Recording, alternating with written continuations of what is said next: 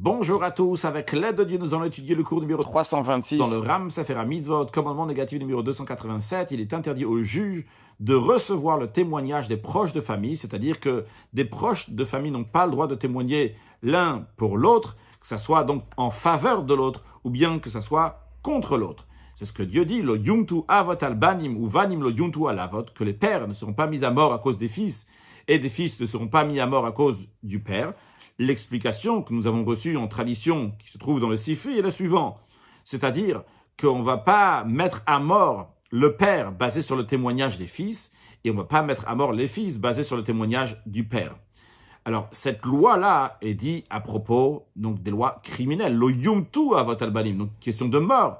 Mais le Rambam nous dit, il en est de même aussi pour les lois monétaires. La raison pourquoi la Torah prend l'exemple des lois criminelles, c'est pour nous dire jusqu'à où ça va. On ne va pas dire, tu sais, ici, il s'agit de tuer quelqu'un. Alors, on ne va pas soupçonner un proche de famille qui va témoigner contre un autre proche pour le mettre à mort. Il n'y a pas de quoi soupçonner. On dit non, même des proches de famille qui s'aiment énormément, comme le père qui aime son fils, le fils qui aime son père, eh bien quand même, on ne reçoit pas le témoignage de l'un pour l'autre, quoi qu'il arrive, même si c'est pour le mettre à mort, mais même pour des choses qui sont plus simples.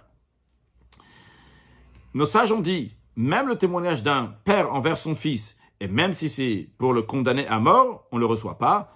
Ceci est un décret de la Torah qui n'a pas de raison. Le Rambam dit, sache-le, et ces lois-là ont été expliquées dans le 3e chapitre du traité Sanhedrin.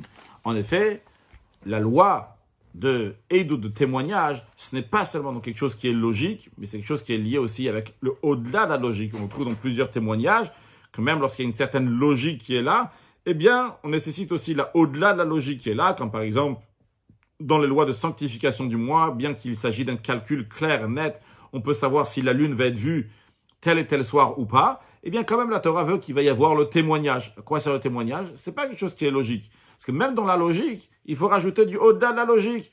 Un juif n'est pas juste naturel, il a le surnaturel. Dans la Torah, il y a aussi des lois qui sont surnaturelles. Pour les juifs, accomplissons et renforçons-nous dans la Torah et les mitzvot. Et par cela, soyons prêts à accueillir Mashiach très prochainement. Excellente journée.